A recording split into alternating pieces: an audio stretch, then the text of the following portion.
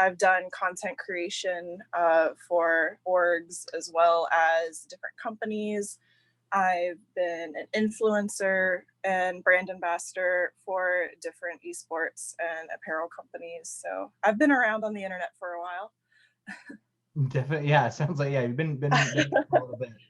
So, all right, awesome. So the next question is, where esports? What is it doing right? What are the biggest strengths that the esports industry has right now? I honestly think one of the biggest strengths it has right now is how it tries to include everybody.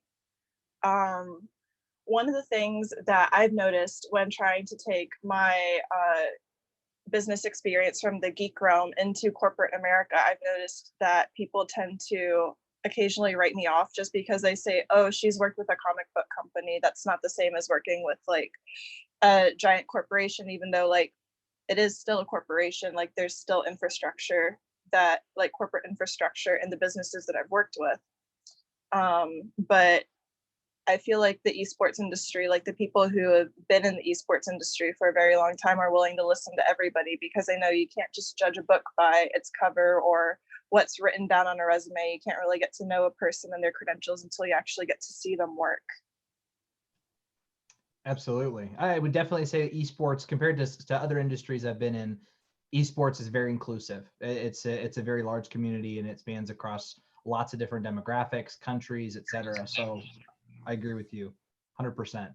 Awesome. Anybody want to add anything else to strengths? Anything else that the esports industry is really doing well? Yeah, I think one more to end on is we're relatively still in the infancy of esports, and therefore considering the numbers that esports generates, they're truly pretty staggering and stack up with some of the biggest events and programming worldwide. The buying costs are still fairly low. And that's why I think in franchising and in different league buy-ins, we're already seeing such high levels of interest because I guess compare it to soccer. Look at one transfer of a player in a game, effectively, and you're looking at multi-million pounds or dollars on one investment. Whereas in esports, you can buy a franchise for somewhere around 3 to 25 million, dependent on the game, and that's pretty much a legacy and a guaranteed sort of stream and revenue in. Which I'm sure we'll come onto it in weaknesses and in sort of that side of it. But I think for now, it's incredibly exciting that there's these super brands and powers out there who can now get involved and invest at a very low level of risk, which means that long term there should be a lot of survivability invited as a consequence. Absolutely. In fact, a couple roundtables ago, we were talking about esports and we were talking about gaming. And if an industry like finance is an established adult, mature industry, gaming is certainly a toddler. Yet it's a huge toddler, right? 160 to 190 billion dollar toddler. But esports is almost like it's not even an infant; it's like an embryo. Like it's just barely really starting to take off. And so, yeah, I agree with you. One of the biggest strengths is, that low barrier to entry and just lots ahead, lots of opportunity ahead. Appreciate that, Michael. Well, then moving on from strengths, let's move into weaknesses. And also, just real quick, because I do see I see a hand up in the audience. Right after we get through the SWAT, we're going to do some Q&A at the end. If you can save questions till the end, but also I'd love to see some engagement in the chat. Feel free to ask questions here in the chat, and panelists, you feel free to engage with the audience when you're not talking. If you want to engage in the chat, feel free. It's totally interactive. It's just something kind of unique that we can do in virtual events like this versus being on a panel at a live conference. You can't really interact with the audience in between questions. So, but that's up to you. So, next question. Weaknesses. I heard a couple of weaknesses kind of sprinkled in there when we were talking about strengths, but what are the real biggest weaknesses that the industry faces, right? And I'm talking more internal weaknesses, not necessarily external threats, which we will get to also, but internal. What are the biggest inherent weaknesses that the esports industry has right now? I think like the main biggest my least favorite thing about the esports industry currently is that people are so against allowing players to have their own story. And I don't know what it is about this, but it's so interesting to me that like teams and like even events like they're so against allowing people to like do this thing. Like for instance, we need more characters in the esports industry. We need people to be able to be like The Rock or Hulk Hogan or Tiger Woods or any of these people that made their sport like a household thing. And I know a lot of people are going to say like Ninja kind of did that, and I was like, no, he really didn't though, because at the end of the day, he just like there's nobody out there like being this like big personality. There's nobody being a villain even. Like there's no stories being like built up. And I can go on with like how many other weaknesses there are in this whole industry because I've been part of it for so long that I'm just like almost tired of it at this point.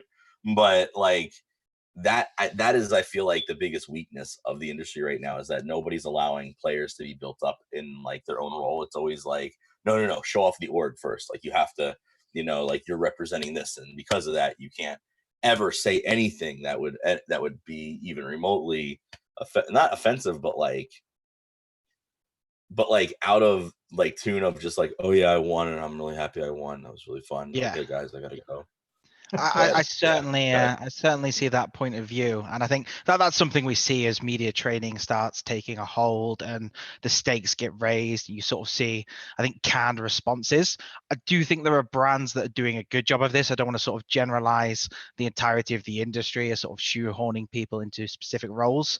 I think there's still a lot of personality coming through from certain orgs, and if you look at, I don't know, the likes of Riot and League of Legends, they have a lot of different series that focus on player first. The likes of Drive, that's had the Bjergsen, Double Lift, and a few other characters on it that really sort of goes behind the mask of who they are. And they've had Netflix specials and documentaries.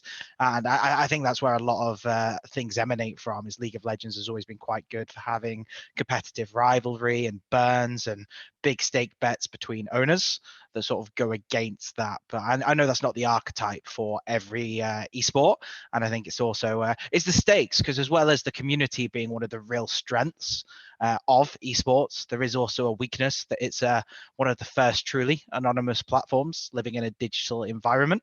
That means the trolling, the burns, the flaming across social media, I think is a lot more front of house and front facing to a lot of these players, which means they're almost scared to show a personality for the fear that it's going to come back to get them at some point, or they're going to get it thrown back in their faces across social media. So it's the best thing because it's making stars overnight, and you have the ninja effect where social media can blow people up and make them these incredible faces and representatives of the industry, whilst at the same time pushing people back into a very safe place so they don't get that online side of things.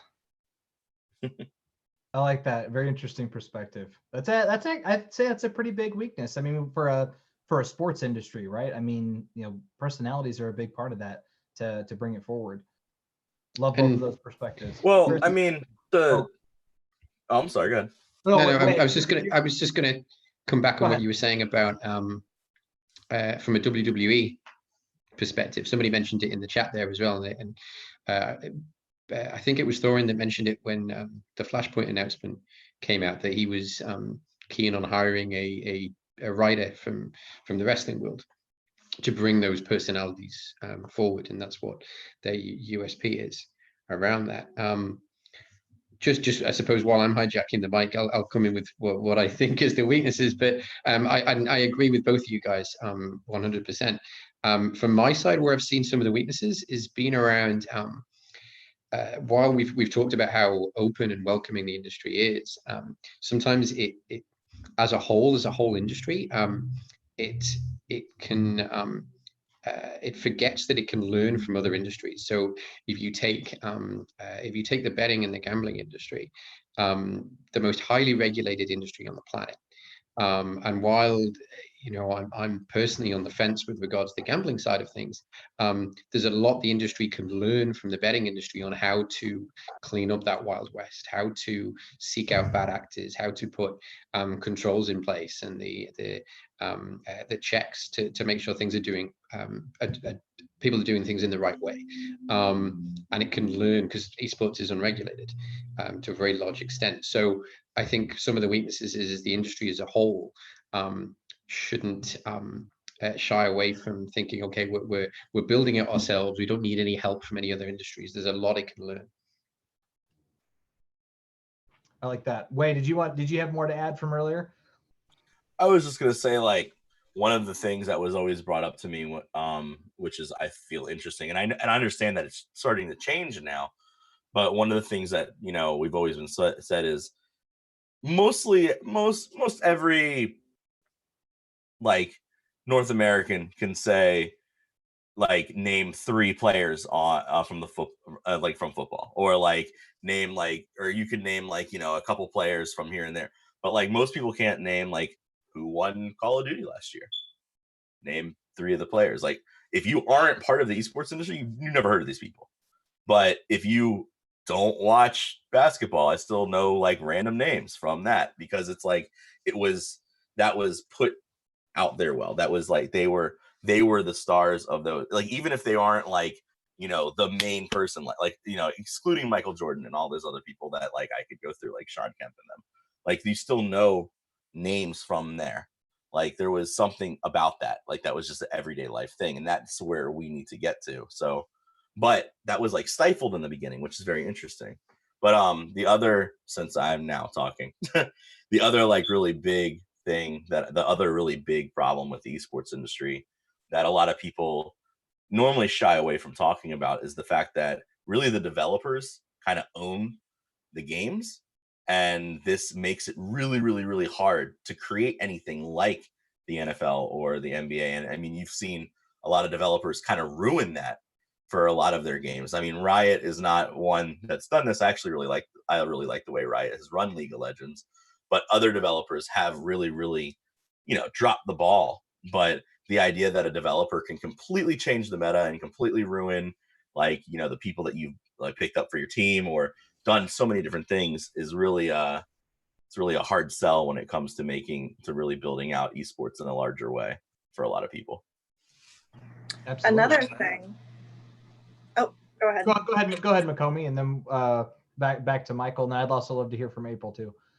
Okay. I think, by the way, I think we're going to talk about weaknesses for a little bit longer than we are strengths. So it's okay if everybody. Okay. Well, one thing that I noticed as a weakness, basically as soon as I got my first contract, was the lack of infrastructure, specifically around medical care for esport athletes. I was a traditional athlete my whole life. I even was on 2 different sports teams when I was a college student for my college. I actually got scholarships for it. So I'm pretty well acclimated to the regular sports scene as well. And something that I noticed was you can actually sustain injuries from overuse when you are a professional gamer. I had tendonitis in my wrist a couple years ago because I was grinding so hard. And it's something that happens for like a lot of professional players. They'll get like shoulder, elbow, back, neck, wrist injuries, sometimes finger injuries, things like that, or carpal tunnel and things like that. And a lot of these orgs don't have like sports doctors or like athletic trainers there on staff to like help their players.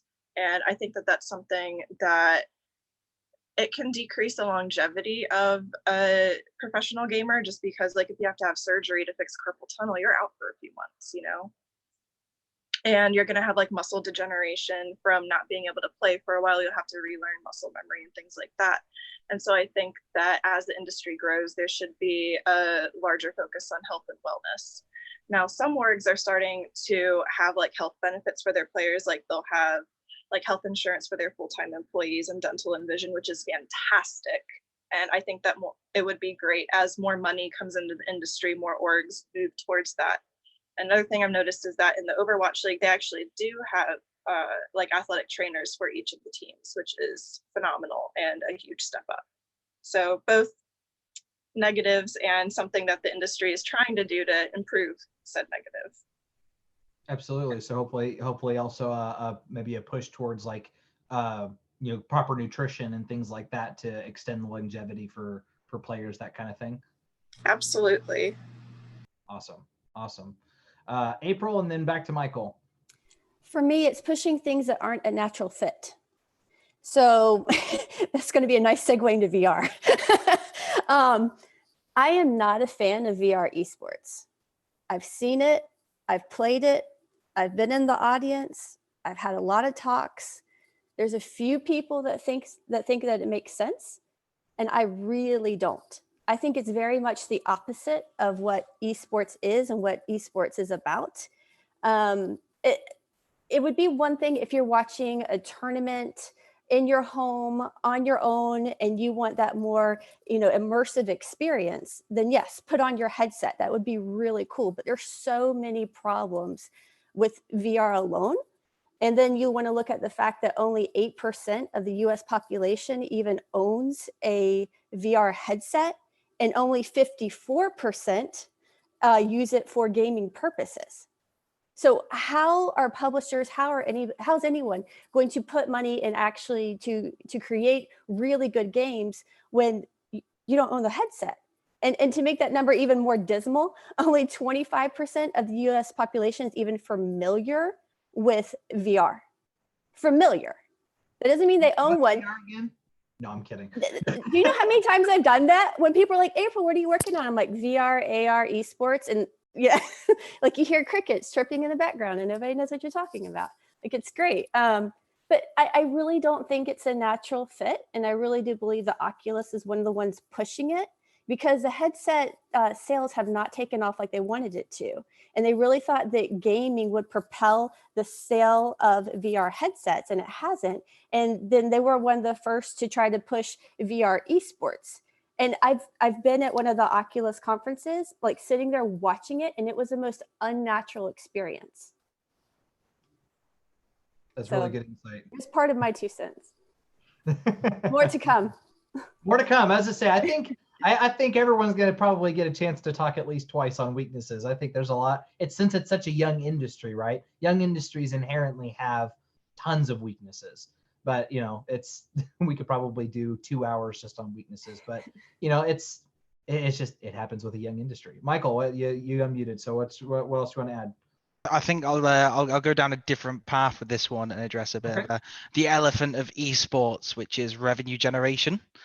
Which is probably the biggest weakness of our industry as it stands. We have these huge fanfare moments where you're getting these ridiculous viewing numbers. I think I Am Catavista was a good example of one that had a little bit of suffering due to the coronavirus, but still put out these huge numbers of 1 million concurrent, average of 272,000, huge event in that sense. But you're still looking at the fact that you're getting these huge numbers, but you can't really generate revenue unless you're selling those tickets in a traditional sporting model, right? We know that the average basket spend for someone in esports is around $5 a year, not $5 a month, just $5 a year at this point. And other areas are quite hard to come by. I'll bring up sort of soccer/football again in that sense. If you get the rights to sell a Messi piece of apparel, very big football player over in Barcelona. Effectively, if you get the rights to him, you're going to sell units off the back of it. There's profit in that, and that you can create a path to generate revenues from. If you do that in esports, there is still a lot of legwork for you to put in marketing, promoting, creating the right story, being accepted by the community before you get anywhere near revenue generation. So while the barriers to ownership are pretty low, I think the barriers to revenue generation are pretty high, and that's across the board. Team ownership, rights holders, media, broadcast. I think the only people that maybe can earn money at the moment are those service providers who have came in from other industries and add value to those that are sort of building that story. So for me, that's probably the biggest weakness as someone who works with a fantastic group of sponsors around the esports awards. We have to work doubly hard on ensuring there is that return on investment for them, harder than I've had to in any other industry. And that's where having it as a passion project, something we truly believe in, something that grows year in, year out and gets these crazy metrics really helps, but it doesn't sort of tell the full story of all of these huge metrics that add up. And I think in other industries, when you work in PR or marketing, you have what are known as vanity metrics because they don't really do a lot for the bottom line. So the biggest one is always impressions. And then you sort of deviate away from that. You say, okay, well, we look at engagements and valuations around those and how they work. And we get some very impressive numbers from an engagement perspective. But if we got 1/10 of the number of engagements that we got in esports in a traditional sporting entity, we would be in a very, very sort of different marketplace straight away, just based on average spends in sports compared to esports. So I'm excited to see how that changes in the coming years. I want to point out on a positive note, 5 years ago, it was 50 cents average spend a year, and now we're at $5. So there's definitely growth and a bit of blur between gaming and esports, but we still have a long way to go in sort of, I think, creating a meaningful reason for people to invest in esports. And people like Nadeshot and 100 Thieves are doing a good thing in bringing in other aspects that add to esports rather than esports related products in the lifestyle side of things. But we'll see where the line dips. Absolutely. Yeah, revenue generation definitely a huge obstacle for the esports industry right now. There's a lot of activity, but not a lot of revenue being generated. Anybody want to add anything to weaknesses before we move on to opportunities, which I think is also a really exciting portion of this? No, we're good. All right, let's keep it going. Where are the biggest opportunities in esports? Obviously, there's a lot of people coming in. I feel like there's also a lot of dollars coming in, investment dollars.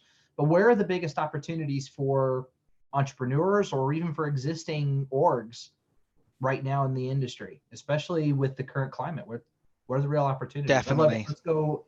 Michael, can I go April? And well, then I'm going to be very quiet for the rest of this segment. I promise. I think okay. The only piece I'm going to say on it is this will be the best segment of the whole thing, because there are so many opportunities with this being an infant.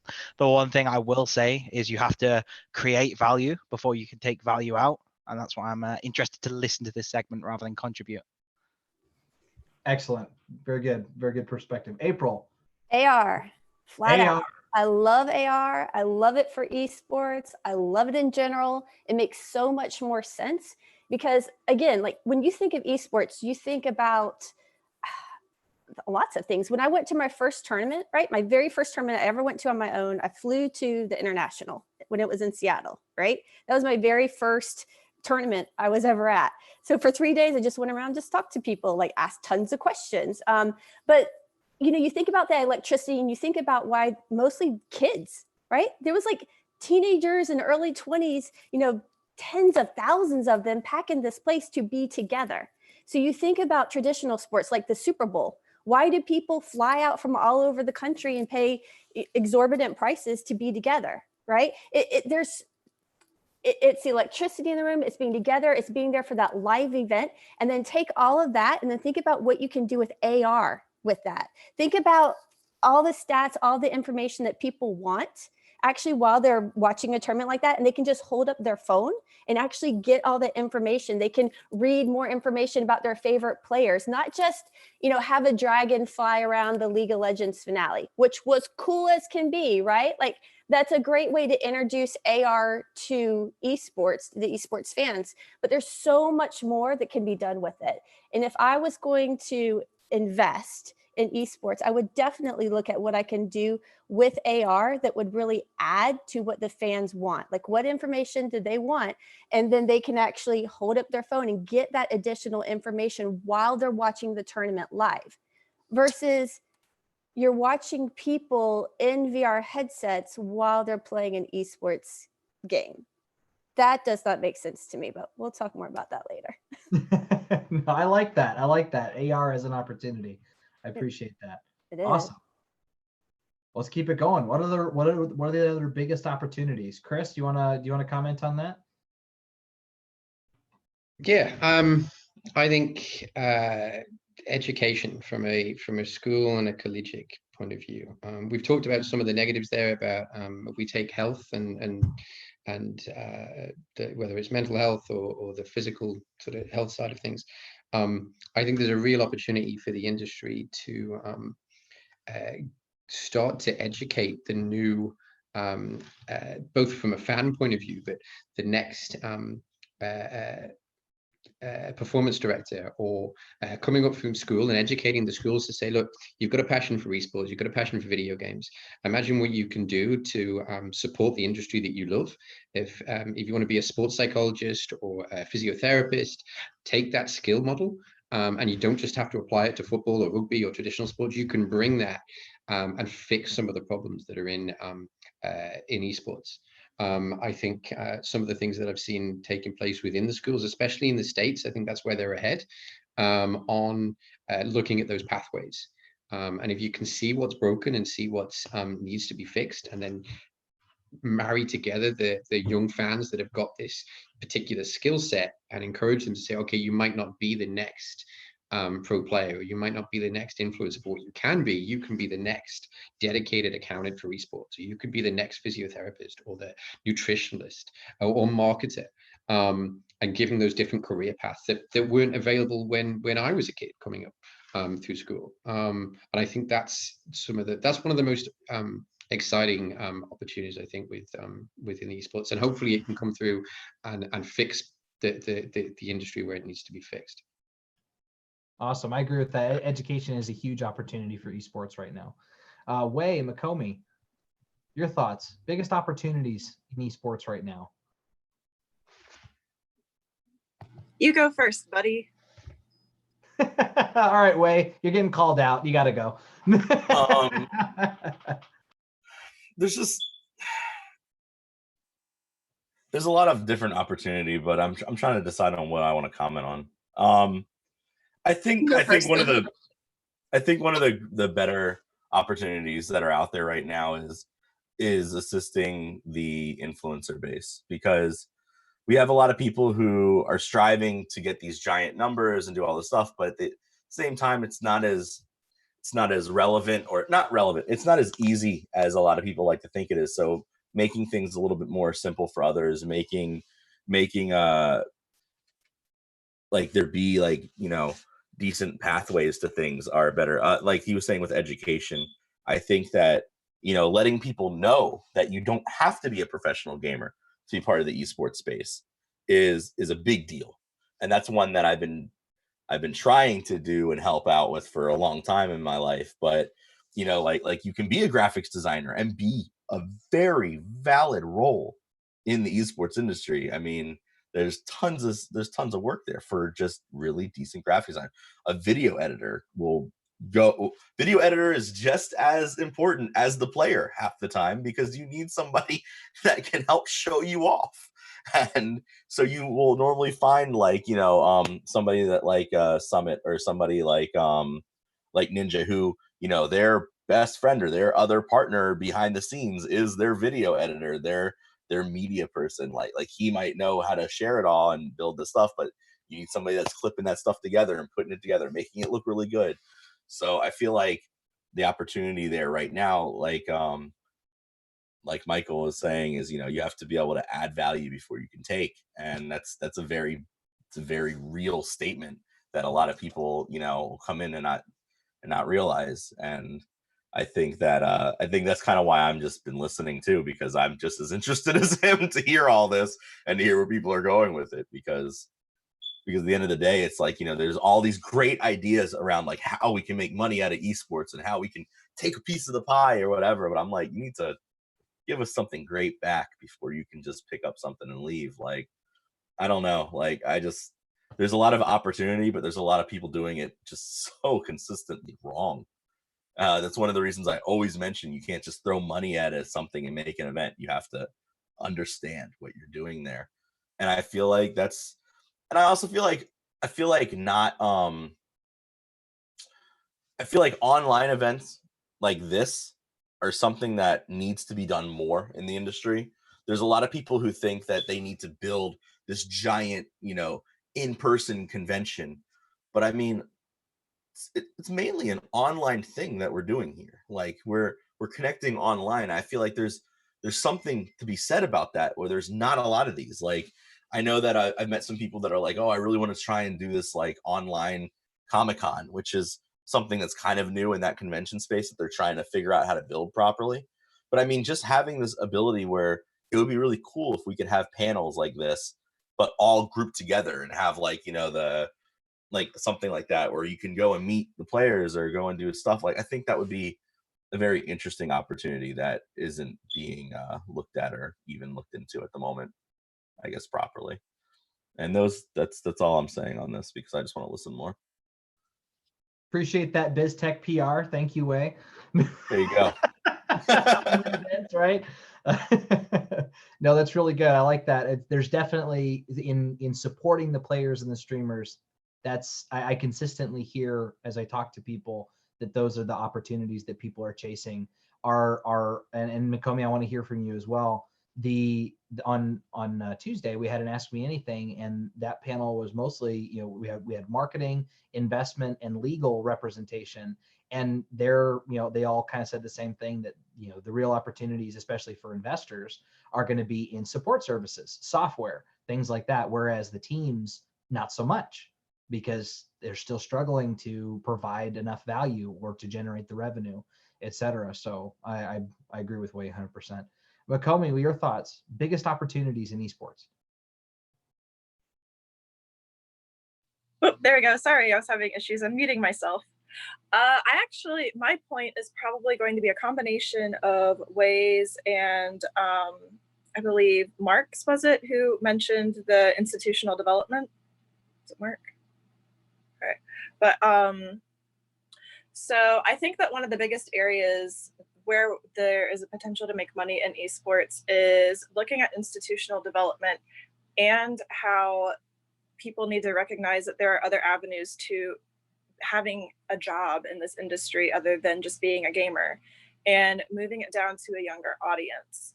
I think that if we can increase the infrastructure for education at a younger age, looking at like middle school and high school age, that would actually be huge. One of the things that my company is doing, American Esports, is we're opening different like kind of LAN centers like you would see over in Asia, except that we're not doing it like they do over in Asia. They're more than computer bars. It is like a community space. And we host tournaments for people of all ages, and they're not professional level tournaments. They're just like casual gamer level tournaments, but it's a way to connect the like people who are involved in gaming in a local area that maybe doesn't have any like they don't have any local tournaments. They don't have any locals that they could go to, or regional tournaments.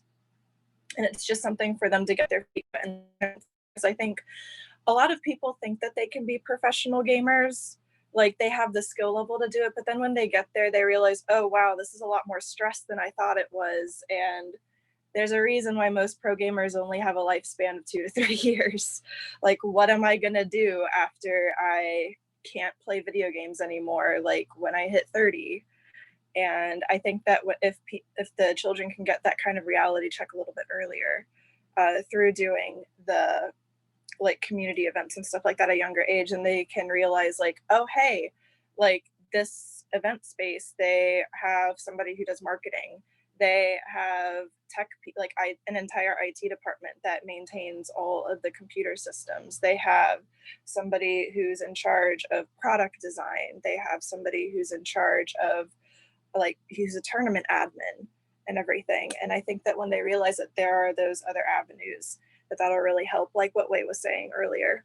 Sorry, I'm a little bit sick. And also it's a really good way to, I think that it would really be a good money grabber, so to speak, because esports can include everybody. Like for traditional sports, like you're very limited by what you can do physically. Like I dislocated my shoulder and I couldn't play volleyball anymore. That's my volleyball career, but I can still play video games with a bum shoulder, you know, and I can still play them very well, because a lot of video games involve your like mental abilities as well as your physical abilities. In fact, your mental abilities are more necessary than your physical abilities, because you can grind your aim in Kovacs aim training, but you can't necessarily grind your mind in the same way. And so I think that being able to like include these other aspects at the younger age and everything, and like kind of build them up, like have like high school programs, like have an esports club where you have like your faculty advisor, but then like you have the students organize everything. Like you have a student as like the Overwatch team manager or something, and they reach out to other high schools through Discord, and they like schedule these other things. Like that could be like including the institutional development at a younger age, like that. I'm rambling at this point. Like there's just so much. Like I actually led an entire hour-long lecture at MagFest on this exact topic like a month ago. So like I could go on and on. So you guys should probably stop me. But yes, institutional development at multiple ages, and also recognizing that there are other career paths than shooting things in the head. Excellent. Very important. Yeah. And we could definitely keep going on opportunities, but we're actually running we're down to about 5 more minutes. If everybody can stay a couple extra minutes, that's great. But just in case, I want to try and wrap it up. But my last thought on that is I think there's some big opportunities for government involvement. I think the US in particular is really far behind on government involvement in esports. We're seeing a little bit more involvement in Europe, especially places like Sweden and Denmark. And Chris and Michael, you guys are in the UK. From what I understand, UK government is trying to get a little bit more involved in esports, a little bit more supportive. So hopefully the US finally follows suit. I'd love to see that. But in the essence of time, last thoughts, and let's try to keep it pretty short. Other than coronavirus trashing the entire live events, everything. Jason, I think if I could just jump in very quickly to answer Darren's question, just because he posed the question on the Zoom webinar chat. I think that's the final opportunity, and something that should be quite exciting for everyone is that there is a huge audience of non-gamers, non-esports enthusiasts out there. If we were to sort of look at the latest stats and plug Newzoo, effectively there are 200 million esports enthusiasts, 200 million followers of esports outside of that, which means there's a whole lot of the planet left who aren't engaging or interacting yet, who are potential suitors for this in a number of different ways. And as we sort of said, how do you get people engaged with it? How do you build it? And I think the points raised previous to this around building infrastructure, building hangout spaces, creating esports as sort of a byproduct of those, or an accompaniment of it, are a big part. And I think things, another plug like the esports stadium Arlington, are that next sort of inclusion opportunity for everyone, because those guys have a great system down there of being able to bring people in to hang out in the space in the gaming zone away from the computers or interact with them. They have tournament programming, and I think they're a shining example of all the different roles in esports that you can facilitate away from pro play, because they have tournament organizers, marketers, literally league ops, people behind the scenes that run everything, all the way through to the people that maintain the space and help to contribute to keeping a purpose-built stadium sort of going in that sense. So I think that's the next step, as Darren sort of said, is how do you get people engaged? It's building up the presence of it, which is something we've definitely seen in the UK. How do you get more people involved in football? Well, you build a load of football courts and suddenly people start to play it, and then other events happen, like for us, the Euros or the World Cup. It reignites the passion for it and everyone's in. But you need custodians and ambassadors of it, and I think that's the role the likes of Ninja and Co play. Is they might not be the most avid esports player, but they are that face that parents know that make it okay for their children to be a part of this industry, and to almost sort of push them towards it and celebrate it, as opposed to when we all grew up going against it and sort of having it as a bit of a taboo. Absolutely. No, I'm glad you answered Darren's question. I think Darren had to hop off, but hopefully he's able to catch the recording on that. So as quickly as we can, again, I know we're up against the hour. We did get a little bit of a late start, so hopefully we got a couple more minutes for everybody. But other than coronavirus, which seems to be absolutely decimating the live event scene all over the world, what are the biggest external threats to esports? External threats. Way, you're the only Old people. Oh. No, I'm sorry, I couldn't help it. I've been trying to make our American government joke since you started talking about it, so I'm just gonna stop now. There's too many. You can't just choose one. I know. It's just horrible. No, I think the biggest external threat would be,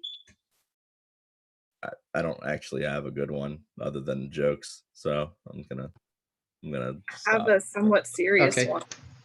Yeah, I need a serious one. I'm sorry. I need and then Chris, yeah. Okay. All right. So willful ignorance. Okay. I would say that that is the largest external threat. Esports, like, there's still a long way to go with infrastructure and education. However, it is leagues past what it was when I was in high school and growing up. I think at this point, people actually do kind of have to be willfully ignorant when they think that esports is a dangerous thing. Like, I still have parents who will come up to me and say, oh, well, I'm worried that video games are going to keep my kid from succeeding in school. I'm like, well, I did pre-med and I gamed like 40 hours a week and I did okay. I graduated, you know. I think a lot of it comes down to just, if you notice, especially like in the younger crowd, like if you notice that your kid has a passion for something, but it's a newer thing and you don't know about it, you could just listen to your child to learn about it. You could go on Google and spend like a half hour reading different articles from places like Forbes or Business Insider. I'm pretty sure a lot of major newspapers in America, like the New York Times, the Washington Post, have done articles on esports, like information pieces. Like, it's very easy to educate yourself nowadays, but I think a lot of people just choose to remain stuck in their ways and not be progressive like how they should. I can see that. I think that's definitely an external threat. So appreciate that, Makomi. Chris, how about you? You looked like you had something you wanted to add to that. Yeah, you beat me to it, really, because I was going to say the same thing, really. So uneducated parents is I guess one of the biggest frustrations I get. But if you take it back from that, where does that stem from? It's reading shitty articles that have been written by bad journalists who are putting stories out there, and they're not true, they're not factual, they're not accurate. They paint video games and esports in a bad light. But then next week they'll run an article about, you know, the Fortnite World Cup and everything will be rosy, and then the next week they'll run an article that playing video games generates, you know, the same addiction levels as hard drugs, and it should be banned. So I think one of the most frustrating external factors is bad journalism. But if you go to you know where to look, so you go to ESI, you go watch the Hard Carry, Adam Finch's podcast, then you can get genuine good information about what's happening. So yeah, so that's kind of my kind of take on it. It's just echoing what you were just saying there about willful ignorance and bad education. Because then you get this divide between the players, the young kids and their parents, and people that are passionate. And I think a lot of it does stem from poor journalism. But I'd really like to know what April's take on it as well. Maintaining the purity of it. I really think that's it. And it made me think about it the other day when I was going through some tweets, and Elon Musk was talking about Coca-Cola and it's saying it's not worth going anymore, and you know, it's not real anymore. And it made me think about the same thing with esports. Like, imagine esports in itself is it's exciting. You don't have to do things to amp it up. You don't have to do things to force people to like it. But I think that if you start adding too much to it and you start forcing things that aren't natural, it'll really hurt it in the long run. Absolutely. I think that that's pretty hard to tackle on a large scale, but I think that we're heading in the right direction. So Wei, Chris, do you guys want to add anything else to that? And it looks like Michael's having some tech issues, so he is not able to get back in. I'd like to throw in, just to end hopefully on a positive note, what the thoughts are on around the table on mobile gaming. Love it. I really do. I think it's growing. I think it makes sense. For people who love the game, you can be anywhere. It's an inexpensive way to game. I love it. Wei, what about you? Yeah, no, I was going to say mobile gaming is something that I've been talking about for 3 years now. I mean, even before it started to get really like avid, once I saw that, that I think that's one of the easiest ways to get people that aren't already part of esports into it, is because everybody has a phone. So if you can have something very interesting that is interactive and actually like gripping right there in your hand, I think that's the one of the best ways to get these people that aren't, or these people that aren't already part of the esports industry excited about it.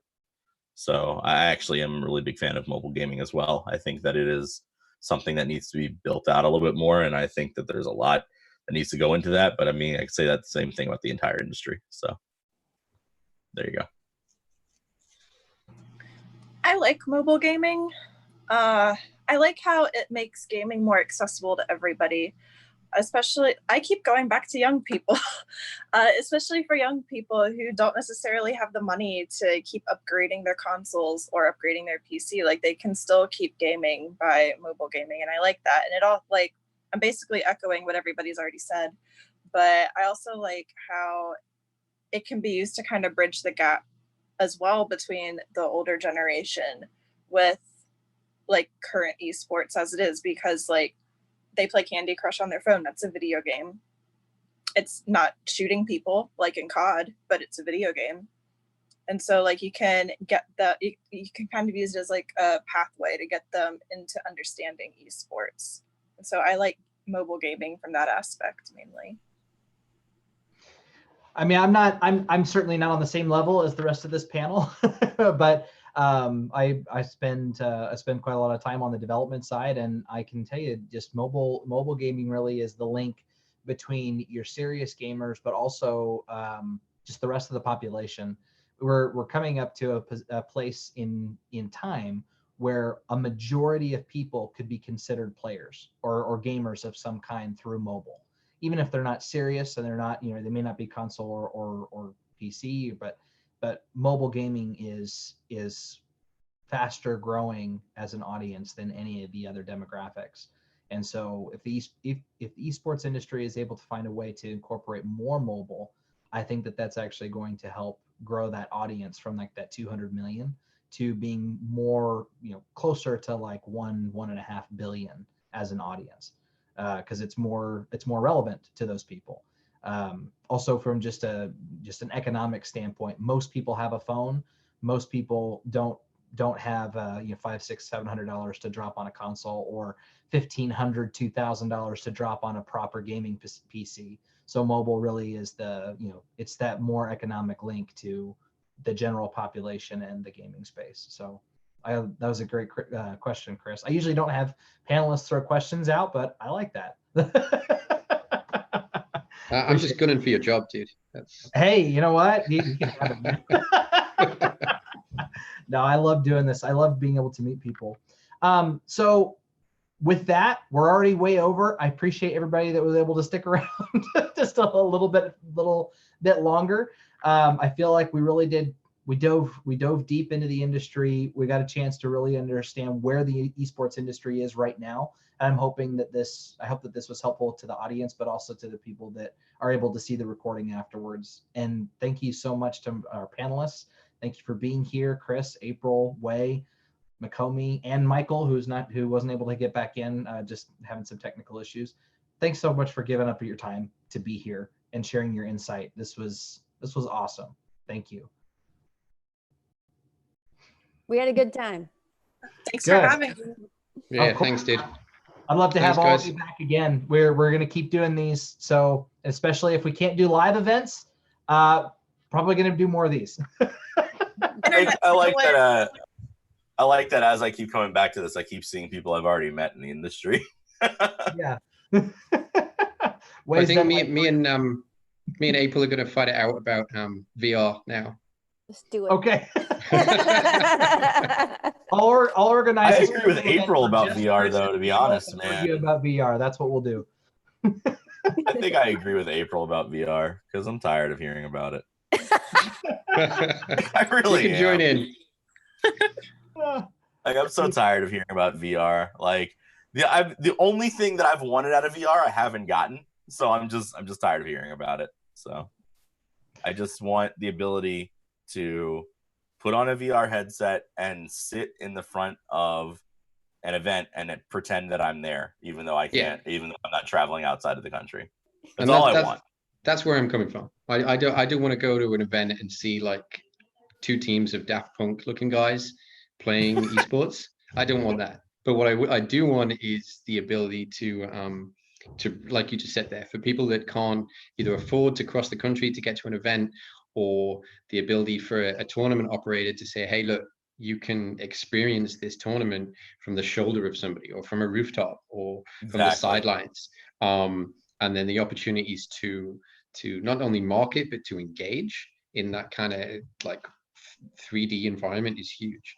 But I've got some thoughts on that. It's one of my favorite topics to debate. And with Half-Life Alyx dropping this month, and I think there's gonna be more headsets in homes than there's ever been before.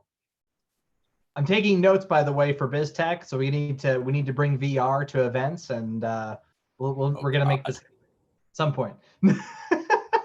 I like that you always talk about getting these topics that I will argue like to the death on with people, but then I'm never invited to those topics. I'll get you invited then. We'll make it happen. It's actually more exciting when people are arguing about stuff. I know, because our first panel that you ever had me on, I was like, nah, man, you're wrong. Like, I remember that. We'll do this one underground, BizzTech Underground. This will be the first one. BizzTech Underground. Oh my lord. Yeah, man. You guys need to come in with like the war paint on and just like, all right, we're gonna battle this out. I'll just have Makomi do my makeup. Word. I like it. Y'all, thank you so much for being here. This was awesome. I'd love to get all of you back for more panels in the future. Thanks so much. Oh, I'll come to all the ones you invite me to, as long as you remind me about them. I will. I'll make sure. I'll just send you random links, and I'm like, hey, jump into this, jump into this, and share your thoughts. I've literally done that twice by accident. So I think you did accidentally do that once. I was like, hey guys, I'm here for the friggin' panel. You're like, you're not on this one. I was like, that did happen actually. But I'm here. But everybody stay safe out there. It's, stay healthy, wash your hands. Me and Cameron were just talking about how we're going to travel the world right now, just because it's so cheap, and I've decided I don't care if I get coronavirus. I just want to go places. And that's where you cut it. That's where you cut the recording. Done. I will. Yeah, I'll cut the video there when I post it. So. For real though, it's like freaking. It cost right now from RDU, a round trip ticket to Australia is $412. What? And that includes the hotel room. Like, I'm sorry. Why are you in America right now? I was like, I'm leaving. No. We went to the airport last night, and Delta was saying that for $24 I can get to LA. Bruh. I was like, word, bye. Like, we should be doing this for our video series. Travel the world. I'm seriously like, after I move into this house next week, I'm seriously thinking about just disappearing for like half a month. I say to everybody working with me right now. I mean, I'll be able to find Jason freaked out when I was off Discord for 3 days. I mean, imagine if I'm just gone for half a month. I would definitely think you were dead if that happened. So I think I was dead. All right. Appreciate everybody. All right. We're going to hop off. Ready? Yep. Have a great day. Thanks again. Stay safe. Bye, guys. Bye, guys. Here.